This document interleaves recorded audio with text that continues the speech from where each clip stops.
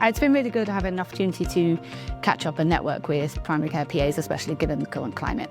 It's about getting all the PAs together and be open and honest about what experiences they're having in these difficult times. It was really good. I think it was much needed for the PA profession as a whole. We don't get much, so it was good again, obviously, for teaching that was directed to our profession. And again, the networking for things that are available for us to enhance the profession and our knowledge. I think it's lovely to see the PAs together, giving them a chance to speak to each other. It's a great opportunity for them to network.